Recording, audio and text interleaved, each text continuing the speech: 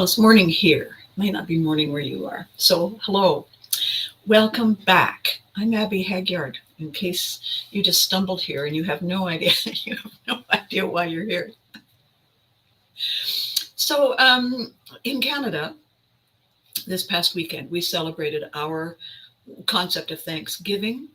And when I talk to my friends and loved ones and whatnot who live in other countries, and they say we celebrate, we give thanks at a different time, and what I always say is, well, it gets cold earlier up here, so we like to celebrate while we're still grateful before the really ugly sort of gray, damp, gick kind of stuff falls from the sky and all the beautiful red and orange and yellow and green leaves. Good morning, Eddie. Fall off the trees. And so I'm just going to click and do my good morning. There we go. So Eddie and I were having a conversation a few minutes ago, and I said, I have to go. And it happened to be on the subject of today's video. So today's subject is what we do when it suddenly occurs to us that our if-then thinking is flawed. What we do when we have bought into an idea and believed in it fervently, and it has served us well. And all of a sudden we realize that there was something essentially wrong with the idea. And we say, what? No, that can't be true. And we get really upset. Far greater upset than is really essential to the conversation. We made a mistake. We thought a thing was true. We based our assumption on something. And it turns out that one or more elements in our assumption were flawed in some way. Not our fault. No blame, no shame, no guilt. Just, 4 and 3 aren't 11. Well, that explains a lot, really. And so I had this amazing conversation with a very good friend of mine the other day. And I kept saying to myself, okay, she's had this revelation. Oh my God. Good morning, Charles. Good morning. This friend of mine has had this wonderful revelation. Why isn't she letting go of the thing that wasn't true, isn't true, doesn't make any sense, and is basically getting in the way? And because she's very smart. She's very smart. She's very strategic. She's very forward thinking. She's a powerhouse. Why is she not letting go of this? And I wandered around and I, bonked the forehead on the pointy edge of the desk to try and get my attention to figure out, what is missing? What am I missing here? What can't she see? Or what won't she see? What won't she let go of? What is it? Because what it is also contains in it why it is. And it really stumped me. It really, for the longest time, stumped me. And then I had this kind of moment, and it wasn't about her; it was about me, of course. So I thought I would share it with you. So here's what happened. I had this amazing. Good morning, Freddie. How wonderful to see you. Good morning, all of you. Good morning, everybody. Those of you who haven't chimed in, good morning anyway. I know you're there. I can hear you. So a long time ago, my career was doing extraordinarily well. I really had to go out of my way to mess it up. And then all of a sudden, it's like that analogy I use all the time. When you go sailing and somebody hands you the rope at the back and says, okay, when the wind is really strong, what you have to do, we have to use your body weight to offset the power of the wind. So you're gonna brace your feet on the side of the boat. I'm actually, what I just did? I actually looked down at my feet to do that. I'm in my office. So you put your feet against the side of the boat, you hang onto the rope, and you lean backwards out of the boat so that the boat will stay moving. Now what happens is the boat picks up speed, and you have to lean farther, and you have to pull harder. And the harder you pull and the stronger the wind, the faster the boat goes. And that's the whole idea. And it's amazing and it's exhilarating. And you kind of forget that you're terrified. Because, by the way, that's the boat I'm over here. The only thing keeping me connected to the boat is my grip on the rope and my feet on the gunnels. And then all of a sudden, Mother Nature says, watch this. And the wind stops. The wind doesn't die down. The wind doesn't gradually, like you don't shift from third into first. No. Mother Nature just turns off the car. No wind. So here's the picture of the boat, right? The boat's like this, right? The wind is in the sails and you are way out. What happens? Yeah. So then the next thing that happens after that. So leaning out, what happens is somebody has to pull you back in the boat. And in this case, Eddie, leaning out is leaning in. If I lean out as hard as I can to keep that boat moving, I'm leaning in. You better believe it. Staying in is a whole other conversation. So you see, sometimes when we use phrases and terms, hanging tough, oh yes, hanging 10 actually, 11, 12 if you count these. So when everything came to a sudden and complete stop against the terminal building, there was no work. There was no work. And I had become known for whatever it was that I had been doing. And all of a sudden, there wasn't any of it to do. None, zero, no work, none. Look anywhere you like, pick up every rock, talk to every inconceivably inappropriate person. There's still no work. It does not matter. There's no work. And then at least there's no work doing that. Okay, fine, I said. I've done a lot of stuff before I was famous. I'll do that. Except that I had convinced people that I had changed, that I was somehow somebody else. And they had bought into that vision and version of me so completely for all those years that they weren't willing to go back and remember the days when I was pre-famous, when I was a bartender. When I was a bartender and a waitress, God, those poor people. When I worked in sales, in a cosmetics department, in a department store, God, those poor people. When I worked, in the perfume department at Christmas time, sprayed people with all these noxious substances.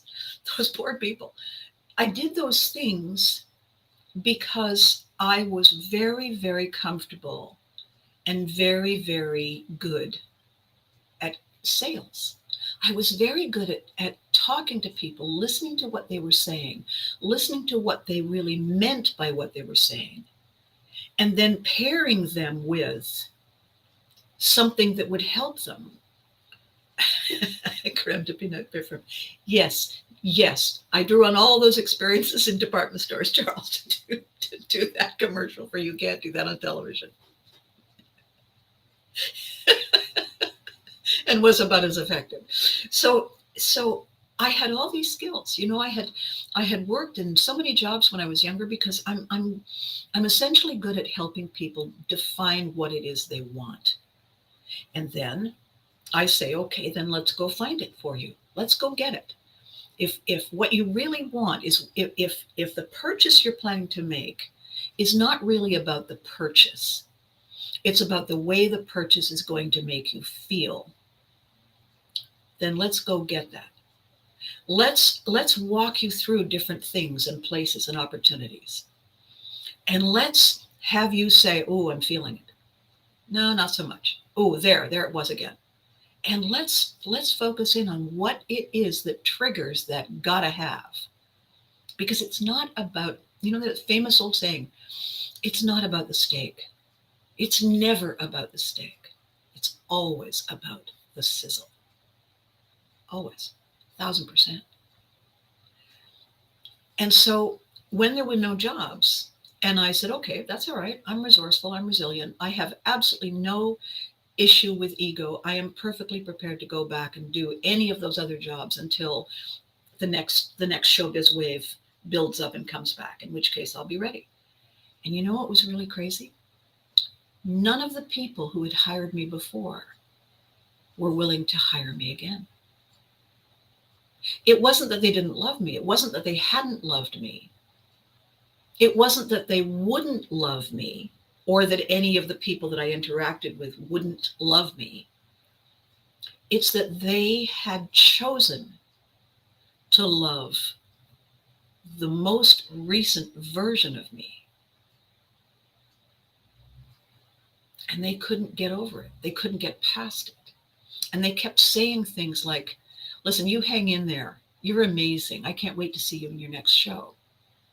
And I would say, okay, seriously, I need to pay the rent. Like right now, I need to pay the rent. So let me do this. And what I didn't understand, because in the moment I was pretty panicky, and we tend to make it's either this or this decisions when we're panicking. We never think about door number 3. We can't. Our brain is wired on survival, and survival is live, die. It isn't live, die, peanut butter cookies. It isn't, there's only one or the other. And what I wasn't able to see was that they couldn't let go of the new me because they were part of that new me. They believed in me. And if they went back to the old me, it felt like a kind of betrayal. And we want to hang on to the things that make us feel safe. We don't want to let go of the things that make us feel safe. And you know what makes us feel safe is familiar. That's where the expression, people like us do things like this. You could have that as the slogan on the t-shirts of all the lemmings that jump into the ocean. And oh, by the way, die. Why do we keep doing a thing if it's unhelpful? Because it's familiar. Why do we resist change? Well, change is hard when we didn't think of it. We're not ready to change, then change is impossible. We said so. There, it's impossible, so I'm not even going to think about it. I'm not going to entertain it. I'm going to stick where I am. No matter how uncomfortable our comfort zone becomes, we're going to stay there. Why? Because it's ours. It's ours, and we have always been here. And, that's fairly stupid, really. We don't want to let go of the thing we said we know, that we believe in, that was there for us. What? I'm not going to abandon this idea. It's been there for me. I'm certainly not going to abandon him. He's been there for me. Okay, what? What? What are you talking about? We're not asking you to abandon all your principles. We're not asking you to give up on who you are. We're not asking you to let go of the things that make you you. We're saying, A, that idea was flawed, and B, you have every right to fix it. Why do you think so many products on the shelf say new and improved? Well, they say new and improved because it sounds hopeful and positive. I would just, just once in a store, I would really love to see the box say, okay, seriously, the previous was awful. We're so embarrassed. Try this instead. I would love to see that. I know that the corporate lawyers would say, no, we get sued. No. But I would just love to see it theoretically, that the human side of us came out and said, okay, so it turns out that really you shouldn't put salt in a martini. My bad. It's not going to poison you, but it's going to diminish your joy. I'll tell you that. Not that I'm talking about anything I myself might have done in a previous existence. So why do we resist moving on? And it suddenly hit me. Oh gosh, it hit me like my proverbial wet fish, really. It's because we feel we are dishonoring. It's because we feel we are disloyal. It's because we feel that in letting go of something that we have stood by, we are somehow abandoning ship.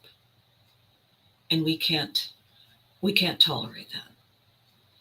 And it is a measure, of our quality and our character and our morality, that we are standing steadfast to the things that we care about, that care about us, people who care about us. We are not abandoning them in a time when it is time for us to move on. We are standing fast. It is a beautiful, beautiful thing, right up until it kills us, and then not so beautiful. So door number 3 is this instruction I've given without putting enough backstory to it. And my apologies. It has been an incomplete statement that has been easily misconstrued. So here we go. This is essentially what I said to this fabulous person who can see an error and is slow to fix it. I said this: I want you to imagine a beautiful container, a beautiful hold all. You spend a lot of time choosing it, and it is utterly beautiful. It's utterly brilliant. And inside this hold all, inside this container, you place all the feelings you have, all the honor, all the images in your mind, all the memories that you cherish of this experience with this person at this time that you can recall. You place them all in there. And you say a few words, you spend some time. You close the container and you place it in a beautiful spot in your home. And you shine a wonderful, wonderful, warm light on it. You are enshrining how you feel and how you honor and how immeasurably valuable this person, this moment, this experience, this memory will always be.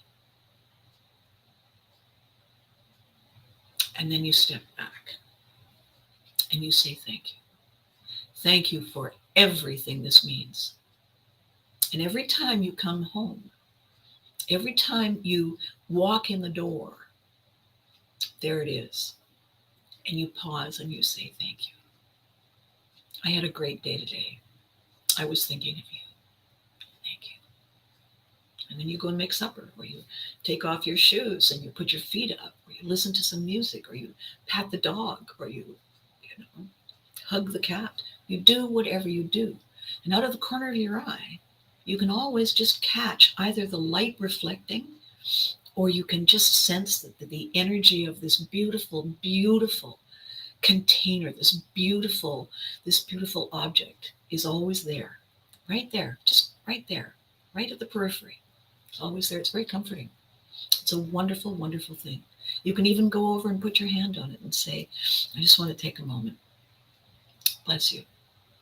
And carry on. And then I said, now this place I'm describing is not a tangible physical place. I'm calling it home. And I'm calling it a container. And I'm calling it a beautiful light. What it is truly is the deepest place in your heart, in our hearts, where we keep everything that matters to us. And it's always there, always there. It lives there forever. And because we know, and we walk through this vision of taking this and placing it in the container and enshrining it and shining the light, because we go through this physical action of taking the steps, it becomes visceral. It becomes something we can actually imagine ourselves doing. What we are really doing is we are creating that place in the deepest part of our heart for that. And why we do that is to set our hands free, set our feet free, stand tall, straighten our spine, put our shoulders back, Take one of those great, deep, calming breaths, smile on the face, so that we can, with no baggage, move forward with the exciting, exhilarating, enlightening things that we are meant to be. We cannot be in two places at once.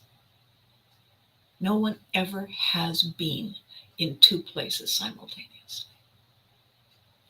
So if we enshrine and we place it there, we are free. That it served us is all that matters. We don't have to invest our time and our love and our energy in trying to force ourselves to squinch our eyes shut and clench our teeth to make it true that those things matter today. They mattered then. And if they mattered then, they will always matter. But they do not have a place in our decisions today. How we value that, them, those things, is not how we judge what is right for us now. They're not connected. They are a part of us, and this is a part of us. And if we're going to be in the present, if we're going to live in our moment, then we have to be here 100%. Otherwise, we're shadow people. We never show up. And quelle surprise, nothing ever really changes.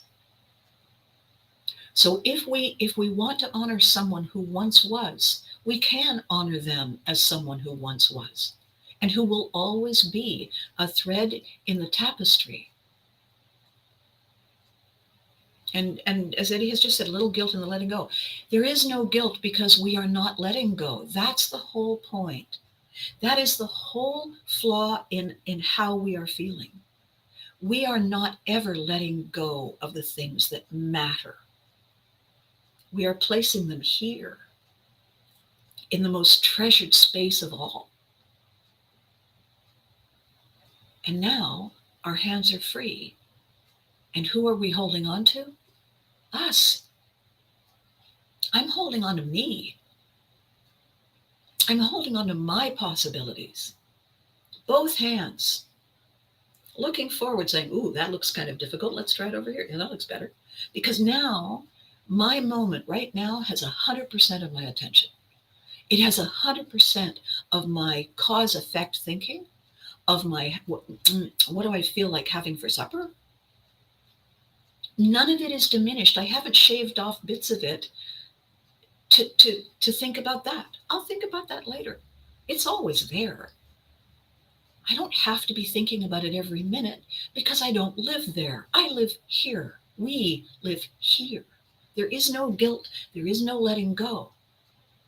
And all those people, if I had the language then that I have now, all those people who couldn't bring themselves to hire me because they didn't want to be the one who abandoned famous me, I could tell them the story in a way that would make them see the two weren't connected, and that I loved them for how much they loved me. And by the way, I'm going to love you even more if I can pay the rent. I just didn't have the language then. I'm evolving, I'm learning, I'm growing, and I'm sharing it with you. So that's part one.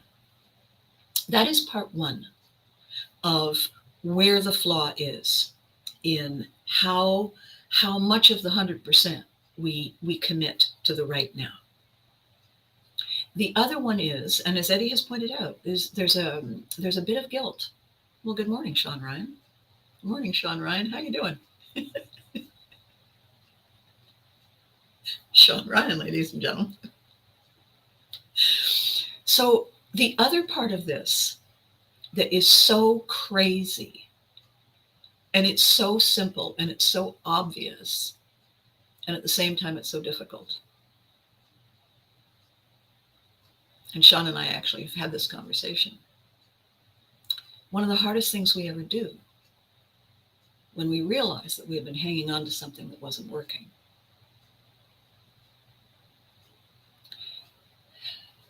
We don't jettison it. We don't toss it to the curb. We don't drive the bus over it. What we do is we draw a heart-shaped line in the sand.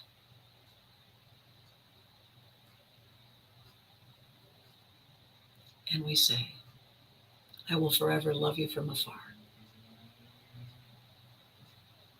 You will never not matter to me.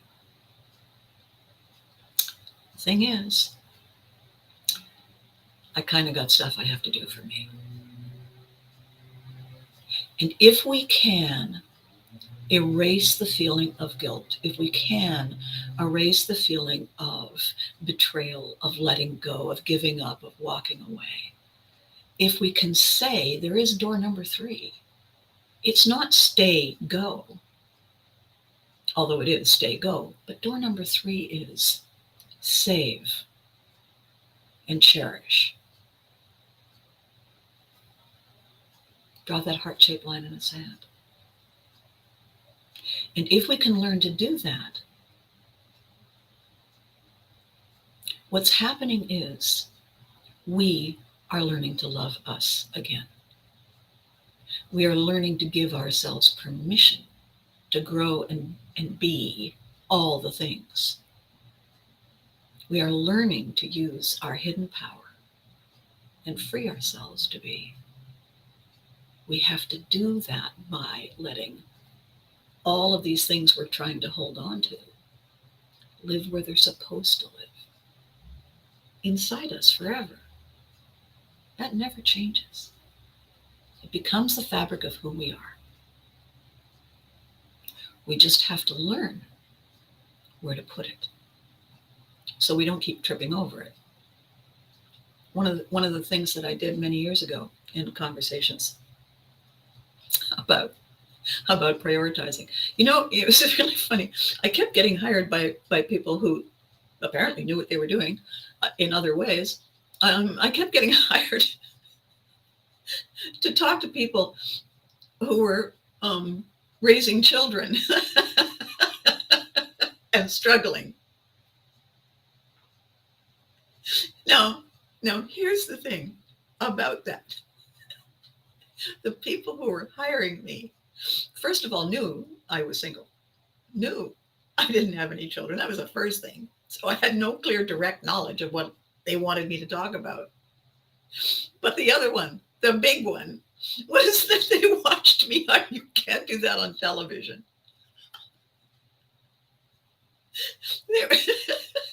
These are qualified people with letters after their names. They're calling me up and saying, we'd like you to talk.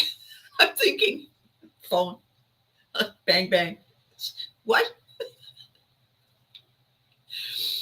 But you see, what they were really seeing, what they were really doing, just said, you need to start thinking of yourself first. It's a daunting task. Well, no, it isn't actually, because you're the one standing closest to you, Eddie. You're right there. When you look in the mirror, who's right there? You. So, hello. Think about this first. There. Now, look, there's another one. I can think about them now. You're the tree. They're the forest. Start where you are. So I would go to these classes and these workshops, and really with no idea what it was that the organizer thought I was going to come up with, except that what she really wanted me to do was to teach people about prioritizing and to give people an opportunity to get outside their heads for a second, because inside the head is theoretical. Inside the head is, it could be. It's like being an engineer. It's a theory, right?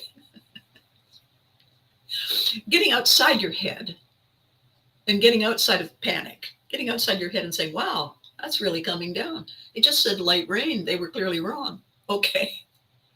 You have to be in the real world in order to understand what's wrong in the real world. If you're standing in the real world and you've got your eyes scrinched shut and you've got your teeth clenched, you're not in the real world. You're resisting it as hard as you possibly can. And how utterly pointless is that? So I would say to these people who looked exhausted, and God bless them, there was a reason for them to look exhausted. I would say, I'm going to show you something. 2 things. And I would walk around the room and I'd pick up one thing from in front of them, one thing, until I had so much stuff, I was completely overwhelmed. And then I would say, okay, somebody asked me to do something. Anybody asked me something to do something. And so somebody said, could you give me a hand with this? And I would stand there and I would say, can I give you a hand with that? Uh, um, you know what? Yeah, I can. Hang on. And then I would just put everything down and say, okay, what can I do for you? And they would laugh. Because clearly, when my hands were completely full and my arms were full and I could barely see over the pile of stuff that I'd accumulated, there was no earthly way I could give anybody a hand. When somebody says, are you busy? Can I just grab you for a minute? I'm a little busy. Yeah, I know. Just take a second. They can't see all the stuff you're holding because it's invisible. And by the way, they're not thinking about you. They're thinking about them. It's their pants that are on fire. They don't really care how much stuff invisible that you're holding. Their pants are on fire. They're wondering if you could help them get a bucket. Okay, but with what? My teeth? Don't care. So I would just drop everything and say, sure, what can I do for you?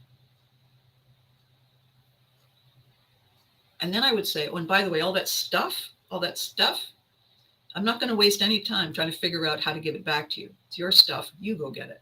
And I would go and sit down.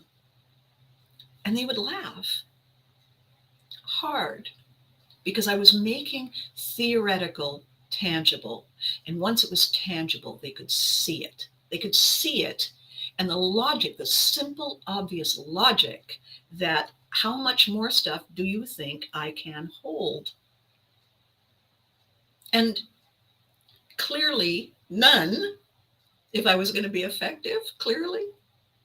And so I thought, that's what it is. That's what people have to see. They have to be able to see it and smell it and touch it and taste it and feel it. They need to have it hit them square in the face for them to get it. Because theoretical is just so much noise, right? So much noise. I said, the reason we trip over, so that's the first thing. The first thing is we try and take on more than is even remotely possible because it's invisible and we're not giving our clear thinking process to how big and heavy and complicated it is. One of the exercises that I do with people in my recovery, in my Now What strategy recovery exercises and workshops, is I show them how they can begin to see how much time and energy they invest already before they take on the new thing. And it blows them away every time. Every time. So I keep doing it. And I'm certainly going to be including it, by the way, in the Pivotry and Motion workshops and workbooks because it's brilliant. It's not that I'm brilliant. It's just it's so logical and so obvious and so helpful. One of my recent clients said, I've never stopped using this. I've never stopped using this. It is crazy how helpful it is. So because our energy and our effort and our time is invisible, it's easy for us to underestimate how long things will take. It's easy for us, this is another previous conversation with Sean Ryan. It's easy for us to underestimate how deeply emotional it's going to hit us until way late. And then we have to do all that extra work. That too was a huge conversation and a huge aha. Huge, that we could have avoided. We just didn't know. So no blame, no shame, no guilt. We didn't know. Now we do. Now we have the tools. Now, new and improved. So the other thing that's a funny analogy is many, many thousands of years ago. I don't know if you still can because I haven't gone to any airports lately for any personal purpose other than picking people up. They used to have these storage lockers at the airport and bus stations too. And you would go over and there was a key sticking out of the little locker. And how you retrieve the key is you had to put a coin in, right? So you put the coin in and pull the key out. You open the door and you can put your stuff in there. So you could check your baggage if you didn't need to take it with you. Ah, we can check our baggage if we don't want to take it with us temporarily. Cool. So I would say there's two things you can do with your baggage. One is you can go to that storage locker, get that coin out of your pocket, the imaginary coins, imaginary storage locker, and you put the coin in, and it goes clonk, and you can pull out this imaginary key. You open the door, you take your invisible baggage, because by the way, everything else is imaginary. The baggage isn't imaginary, it's just invisible. Take the invisible baggage, you put it in the locker, close the door, put in the key, turn it, put the key in your pocket. Do you know why that's helpful? Because the baggage is invisible. If you leave it in the middle of the living room and you can't see it and nobody else who comes over can see it, then 99% of the time, everybody's tripping over it, falling over, spilling drinks on themselves, creating a mess on the carpet. What the hell? Oh yeah, that's right, it's my baggage. Well, move the baggage. I would, but I can't see it. And I kind of like it where it is. Why? Well, it's convenient. I always know where to find it. And it keeps me from moving forward. It keeps me stuck where I'm safe and I have all kinds of excuses not to change. So today's video is two things. What we do when our if-then conversation turns out to be flawed. More often than not, we try to save it.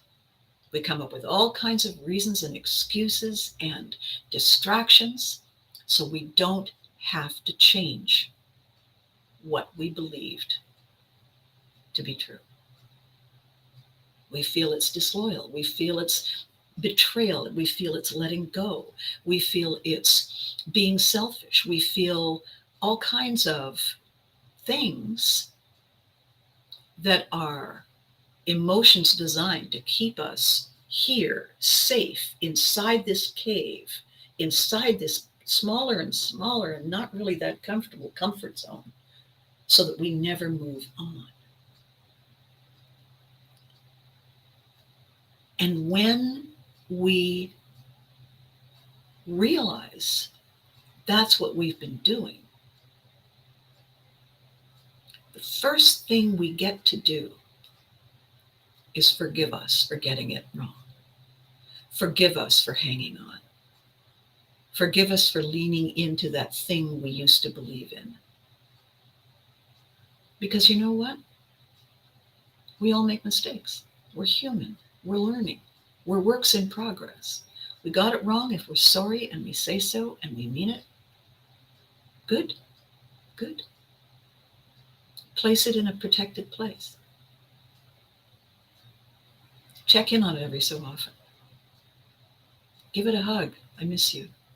I miss all those moments. I'm over here now, but I wanted you to know. Because it's part of who we are. It's part of who we always will be. Nothing changes that. Ever. So we might as well do it in a way that feels good rather than in a way that holds us back, right? So this thing, Eddie, you said you have to approach it methodically. Okay, I have to do this before I can do that. Okay. That's a valid intention. Just remember always that this brain developed most recently. All of this front part of the brain that does all the thinking is only doing 5% of the work. It's not in charge. This is your ego thinking it's all that in a bag of chips. It's not.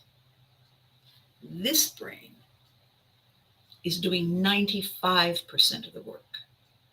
And what has to happen is a collaboration. We have to respect why we are doing things. Why you put yourself last? Who taught you that? Why did they teach you that? Is it helpful now? If everyone is depending on us to lead, then putting ourselves last is a little awkward. Follow me, man, I'm right behind you is a little awkward. We have to learn to blend how we feel and how we think because they're all connected. Everything is connected. We have to be in charge. We can't let our emotions get away from us. Okay. Good luck with that. The emotions are going, what? Meanwhile, I'm panicking over here. Everything that stops us from moving forward is a thing we didn't put away. Put away doesn't mean throw away. Put away doesn't mean throw away. Tidy up doesn't mean betray. Prioritize doesn't mean it matters less. Prioritize means this matters now.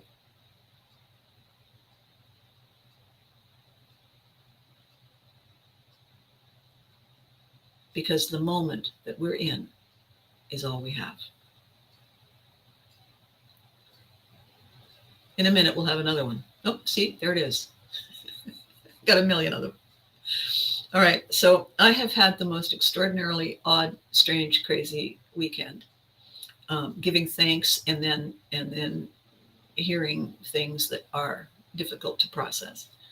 And last night I had an old friend call me. Fortunately, it wasn't a call, it was texting, but it woke me because I keep my phone on in case I need to be reached for something really, really powerful and important. And so I finally had to text and say, for God's sake, go to bed. I don't know why they were up. And I'm going to have a chat with them. But that got me up at 1 and then 2:30 and then 3:45, 5 o'clock. I'm going to kill them. Metaphorically speaking, of course. Don't know what their issue was. I'll find out what their issue was, and then we'll have a little conversation about prioritizing. So, and yes, Eddie, the later folder is an example of calming it, putting it away, honoring it, and dealing with it when there's another time. That is why we create the later folder. Absolutely. It is not yes and no, it is later. It is door number 3. Door number 3 is huge, hugely valuable to us because that, by the way, is how it works. Okay, so anyway, as I was saying, it's been a complicated and unusual Thanksgiving up here in Canada weekend for me, very up and down and sideways, and then maybe not a lot of sleep. And then I realized that there's the lesson. There's the lesson right there.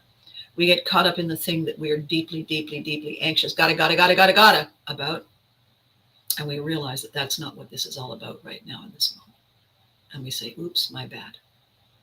And then it's oops, my bad. And I'm so sorry. And I won't, it might happen again. And I'll apologize again. We're all in this together. We're never not in this together. We just don't have to carry everyone. That's why, you remember the BC comic, Clams Got Legs? That's why people have arms and legs. That's why all of us have appendages. I don't need to be doing all the carrying and the lifting for you. That's what you've got your legs and arms for. Meanwhile, I'll lift and carry me. Periodically, we'll do it together. All right, my lovelies. I hope this was valuable. I hope this was insightful. I hope this is giving you a sense of this odd kind of combination that I bring, which is find the humor, find the joy, find the flawed humanity in it, in order that we can forgive ourselves and get over ourselves and put the baggage down and put the ego aside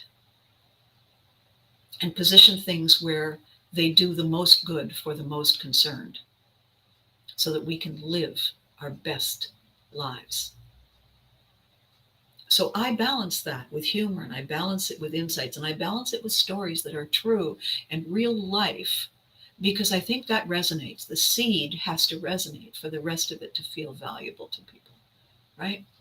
So This is what I bring to Pivotry in Motion. I bring this ability to say, there's this, and let me tell you the story about it, and there's that, let me tell you the story about that. But as a friend of mine a few days ago said, I used to think you were scattered. I just realized that you were very quick. And I thought, oh, how nice. How nice. What they saw was a lot of activity. When they stepped back the 5 steps you need to take, they realized it was an actual dance and there was choreography involved. Why they hadn't seen it before was they couldn't hear the music. They weren't looking at it from the right perspective. When they finally saw it, they said, oh, look at that. There's a pattern. And that changed everything for them. And I'm really grateful. That was the first incredible thing to be thankful for at the very beginning of Thanksgiving weekend up here, is that somebody reached out and said, I completely misread all the stuff. I had no idea. And wow, what a difference. And I said, well, thanks. That's very cool. And I really was grateful. Didn't even know it was out there. Like a big present. Had no idea somebody bought me a present until they handed it to me.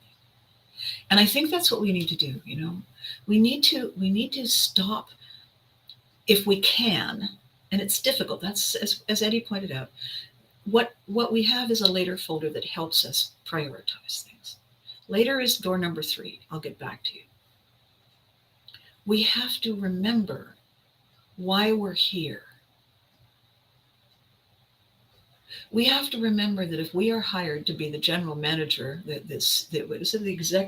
executive director of quenching thirst at a place that serves drinks, that's why they hired us. That's our function. All the other stuff that we're examining and exploring on our own terms, on our own time, that's not why they hired us. We don't bring that to that table. That's confusing to those people who came in because they wanted an ice cold drink or a nice hot beverage. Handing them something totally else. Look at the cushion I made. What? It's really confusing. That's imposing our other many millions of interests on people who came for their reason, not our reason. I'm good in sales, not because I can sell ice to Eskimos. I'm good in sales because I listen.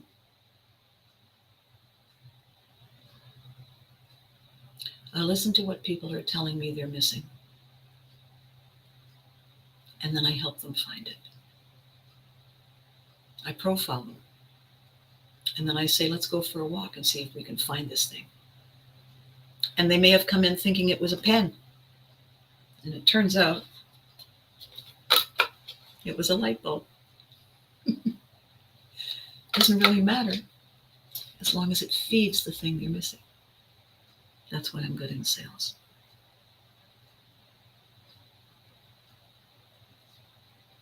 So I hope you have an amazing day. I hope this day is giving you more than you have asked for. Because you know what? You deserve it. Be good to you. Remember to hug your loved ones. They deserve it too. And I so appreciate that you've stayed and watched and thought and come back and you've told your friends so that there are more of us doing this amazing Pivotry experience together. I'm so grateful. I really am. And I will see you on Thursday. Well, Rosemary McManus, what a wonderful thing to read just as we are shutting down. Thank you. That's just lovely of you. Thank you, Rosemary. And thank all of you for stopping by. And I'll see you on Thursday.